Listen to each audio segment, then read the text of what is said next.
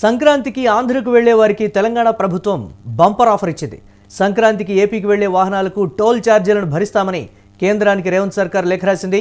Hyderabad Vijayawada NH-65 హైవేపై ట్రాఫిక్ను దృష్టిలో పెట్టుకుని టోల్ ఛార్జీల రద్దు ప్రతిపాదనని చేసింది. ట్రాఫిక్ నియంత్రణపై అధికారులకు మంత్రి కోమటిరెడ్డి కీలక ఆదేశాలు జారీ చేశారు. రంగారెడ్డి, నల్గొండ ఉమ్మడి జిల్లాల అధికారులతో సమావేశమయ్యారు. తెలంగాణ ప్రభుత్వం తీరుపై ప్రతిపక్షాలు తీవ్ర విమర్శలు చేస్తున్నాయి. GHMC ఎన్నికల కోసమే కాంగ్రెస్ డ్రామాలంటూ కూడా ఈ నేపథ్యంలో బీఆర్ఎస్ సెటైర్లు వేస్తోంది.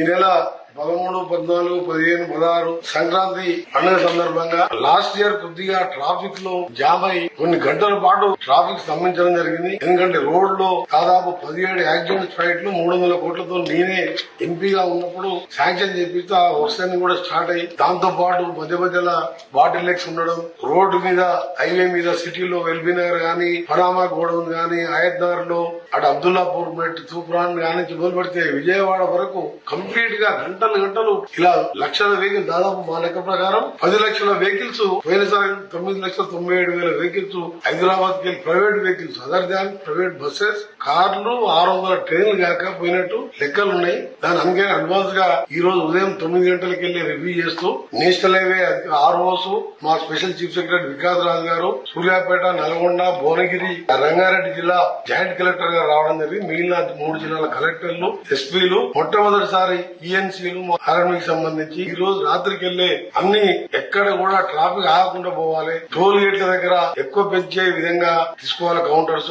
దాంతో పాటు గతంలో మనకు ఎక్కడెక్కడ యాక్సిడెంట్ స్పాట్స్ ఉన్నాయో యాక్సిడెంట్ స్పాట్ దగ్గర మొత్తం గ్రామాలకు వెళ్ళి క్లోజ్ చేసుకుంటూ యూటర్న్ దూరమైన సరే యూటర్న్ కొట్టాలని, అందులో రామేజ్ ఫిలిం సిటీ దగ్గర కూడా క్రాసింగ్ దగ్గర కూడా ఇబ్బంది అవుతుంది. ఇలా కొన్ని పాయింట్లు గుర్తుకొచ్చుకుంటే సుదీర్ఘంగా 5 గంటల పాటు మొట్టమొదటిసారి 10 రోజుల ముందే ఏర్పాట్లు చేస్తున్నాం. ప్రజలందరికీ పండుగకు వెళ్లే ప్రజలందరూ కూడా హామీ ఇస్తున్నాం. ఈసారి ఎటువంటి ఇబ్బంది లేకుండా త్వరగా క్షేమంగా మీరు కూడా స్లోగా వెళ్ళండి.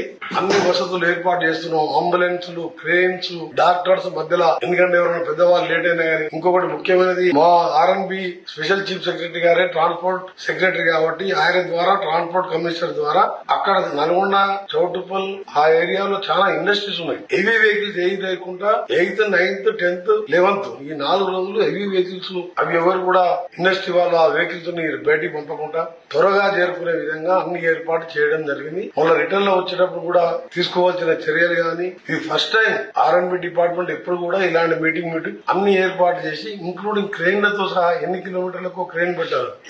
నిన్న సీఎం గారితో మాట్లాడితే గౌరవ సీఎం గారు కూడా DGP గారికి, ఇంటెలిజెన్స్ ADG విజయ్ కుమార్ గారికి ఆదేశాలు ఇచ్చి ఉదయం DG గారు కూడా వాళ్ళు కాన్ఫరెన్స్ తీసుకోవడం జరిగింది. దాంతో పాటు రేపు మళ్ళా వాళ్ళు కూడా రివ్యూ పెట్టుకుని ప్రతి 50 మీటర్లకు కానిస్టేబుల్ ఉండే విధంగా ఎక్కడ ఒక వెహికల్ ఆగకుండా అన్ని చర్యలు తీసుకోవడానికి ఈ రోజు పగడమని ప్రణాళికతో ముందుకు పోతున్నాం. టోల్ ఫీజు సంబంధించి ఇప్పుడే లేఖ కూడా రాస్తుంది. గడ్కరీ గారికి ఫస్ట్ మెయిల్ చేసి అవసరం ఉంటే పర్సనల్ గా వెళ్లి రేపు గడ్కరీ గారు టైం ఇస్తే రేపైనా 31st అయినా ఫస్ట్ అయినా గడ్కరీ గారిని కలిసడం జరుగుతుంది. ఇంకా మన సెకండ్ కి అసెంబ్లీ ఉంది కాబట్టి రేపు సమయం ఇస్తే రేపే పోతాను. ఎల్లుండి సమయం ఇచ్చిన ఎల్లుండి గడ్కరీ గారిని కలిసి ఎగ్జామ్షన్ ఇవ్వాలని. ఎందుకంటే ప్రతి టోల్ దగ్గర హ్యాష్ లేక టోల్ దగ్గరనే 20 కిలోమీటర్ లైన్ ఆగుతుంది. 3 టోల్ గేట్స్ ఉన్నాయి. దానికోసం కూడా నాకు పూర్తి నమ్మకం ఉంది. గడ్కరీ గారు నా లేఖతో స్పందించి ఆ టోల్ కూడా దాన్ని ఎగ్జామ్షన్ చేస్తారని, అవసరమైతే మేము నామినల్ గా మా RNB డిపార్ట్మెంట్ ద్వారా నామినల్ గా పే చేసాం. రెగ్యులర్ గా వాళ్ళకు పోయినసారి ఎంత ఆదాయం వచ్చి అంత ఇయ్యలేము, నామినల్ గా పే చేసామని చెప్పి కూడా క్లాస్ పెడతాం. తప్పకుండా ఈసారి ఒకటే మా ప్లాన్ ఏంటంటే లాస్ట్ టైం రిపీట్ కాకుండా నేను ముఖ్యమంత్రి గారు ఆలోచించుకొని నిన్న DGP గారితో మాట్లాడి ఇవాళ 5 గంటలు రివ్యూ పెట్టుకుని వనస్థలపురం, ఆయత్నగర్ గానీ, ఇక్కడ ఎల్బీ నగర్ లో గానీ ఎవరు కూడా నేషనల్ హైవే ప్లేస్ లో మీరు వెహికల్స్ ఆపిన, పార్కింగ్ లేని దగ్గర పార్కింగ్ పెట్టినా దాని మీద చాలన్ లేయడం, బండి సీజ్ చేయడం జరుగుతుంది. ఎవరు కూడా రోడ్ల మీద వెహికల్స్ ఆపొద్దని. గ్రామాలలో కూడా చిట్యాల, చౌటుప్పల్, ఆగటిపల్లి, సూర్యాపేట లాంటి ప్రాంతాల్లో కూడా మీరు హైవేల మీద, రోడ్ల మీద పార్కింగ్ ఎవరు చేయొద్దు ప్రైవేట్ వెహికల్స్ అని కూడా దాని మీద కూడా పోలీసులు వాళ్ళు ఎమ్మడే సీజ్ చేసి ఆర్డర్ వాళ్ళకి ఆదేశాలు ఇవ్వడం జరిగింది. అందరికి కూడా మధ్య మధ్యలో ఎలాంటి ఫెసిలిటీస్ కావాలన్నా చేయడానికి ఈ ఫైరీగా సంబంధించిన కానివ్వండి, క్రెయిన్స్ గానీ ఇప్పుడే చెప్పినట్టు అంబులెన్సులు ఎవరి 20-30 కిలోమీటర్లకు ఒక 108 అంబులెన్స్ కానివ్వండి, దాదాపు 2000 మంది కానిస్టేబుల్ కావాలని చెప్పి టీజీ గారిని కోరడం జరిగింది. పొద్దున ఉదయం వారు కూడా ఆఫీసర్లతో మాట్లాడడం జరిగింది. తప్పకుండా ఈసారి మా ప్రభుత్వం ఇబ్బంది లేకుండా చేస్తుందని చెప్పి మీ అందరు కూడా నూతన సంవత్సర సంక్రాంతికి వెళ్లే వాళ్ళందరూ కూడా ముందుగా అడ్వాన్స్ గా సంక్రాంతి శుభాకాంక్షలు తెలియజేసుకుంటూ